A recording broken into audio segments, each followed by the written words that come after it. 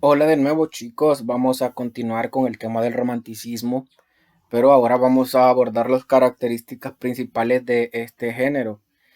Y pues para iniciar vamos a tomar la primera característica, que es la exaltación y el culto al yo poético. La finalidad fundamental del artista romántico es siempre la de expresar sus propias emociones, sus sentimientos y sus acciones. Y debido a esto, pues surge una premisa, que es que por encima de cualquier otra realidad está el yo. Es decir, el artista se preocupa por lo que sucede en su interior, lo que sucede con él, se preocupa por expresar eh, sus sentimientos, sus ideales y su forma de pensar, ¿no? Entonces, posteriormente vemos otra característica, que es una búsqueda de libertad. Anteriormente comentábamos de los liberales y los conservadores en las ramas dentro de las ramas del romanticismo. Entonces, la búsqueda de libertad se convierte aquí en una característica, y es una búsqueda de libertad no solamente política, ¿no? Viéndolo en el contexto de la guerra de independencia, etcétera, sino que es una libertad personal, una búsqueda de libertad personal. Ya el escritor no estará amarrado a ninguna norma, a ninguna regla, digamos, impuesta por el neoclasicismo, que el neoclasicismo era pues bien riguroso en cuanto a esto. El romanticismo no, el romanticismo da pie a la libertad creadora del artista. También tenemos otra característica, que es el surgimiento del nacionalismo. Y es bien marcado el amor, digamos, y el aprecio que se tiene a las costumbres y a lo que sucede dentro de un territorio. Frente al universalismo anterior, ahora se proclama el nacionalismo político. ¿A qué se refiere con el universalismo anterior? Se refiere al neoclasicismo. El neoclasicismo pues no se preocupaba por una región o un país en sí, sino que era más universal, es más mundial, digámoslo así. Cada país, región o localidad ensalza sus costumbres y valores tradicionales. Esto es lo que les decía, ¿no? Y aquí en el romanticismo se ve esto, de que cada país pues se siente súper orgulloso y trata de comunicar y de compartir todas las tradiciones de su lugar, ¿no? De su región. Y aquí lo popular y lo folclórico adquieren un gran prestigio y darán lugar a un género. Esto que les menciono da lugar a otro género, un género literario, que es el costumbrismo. También tenemos la característica de un intenso idealismo. El idealismo con el que tenían los románticos era pues excesivo. Ellos tenían sus ideales. ¿Y qué es un ideal? Es cómo ellos ven proyectado el mundo, o cómo ven proyectada la realidad, cómo quisieran que fuera la realidad. Sin embargo, la realidad no siempre se corresponde con lo ideal. Es mejor dicho, lo ideal no se corresponde con la realidad. Es decir, yo quisiera que el mundo fuera de una manera, pero la realidad me enseña de que el mundo no es como yo quiero que sea. Entonces, este choque entre los ideales y la realidad hacen que el artista romántico se encuentre lleno de insatisfacción. Los artistas románticos tienen esta gran característica: no se sienten satisfechos con el mundo que los rodea.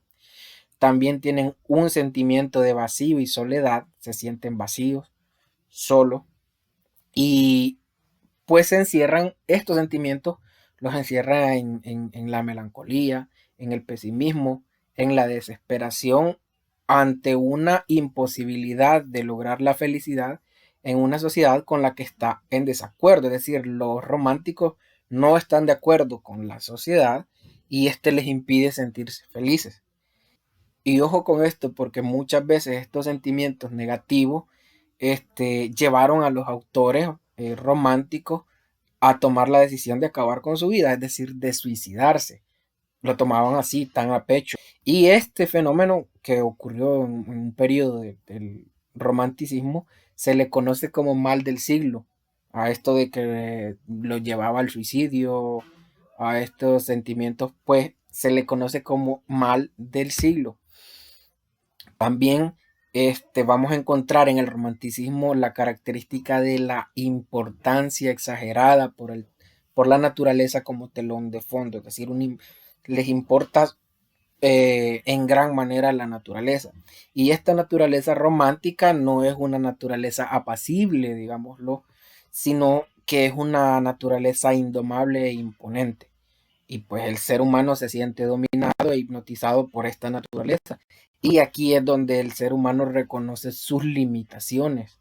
Es decir, no está por encima, se siente dominado por la naturaleza y aquí es donde se reconoce ese poder natural. Entonces, debido a esto, a que el humano o el artista comprende sus limitaciones frente a ella, es que ama, desarrolla un amor y una admiración por las dos facetas que la naturaleza posee. La faceta benevolente o creadora de dar vida, de los campos prósperos, y la destructora, la naturaleza destructora de tormentas, fenómenos naturales, terremotos, cualquier fenómeno natural capaz de destruir. Entonces, esto es una oposición también a la perspectiva que se tenía entonces en el neoclasicismo de la naturaleza. Como ven, todo va en contraposición del neoclasicismo. Y por último, tenemos una característica bastante curiosa que es el interés por lo sobrenatural. Recordemos que el romanticismo surge contra la racionalidad del neoclasicismo, es decir, el neoclasicismo imperaba la razón y en el romanticismo no va a imperar la razón, sino los sentimientos.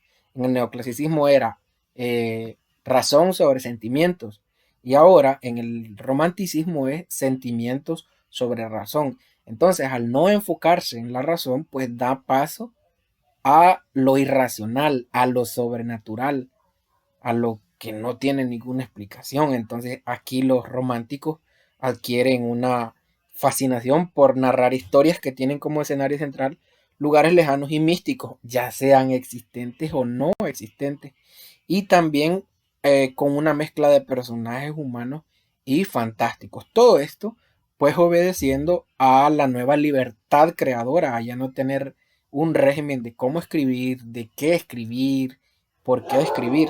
Y bien, estas han sido las características más importantes del romanticismo.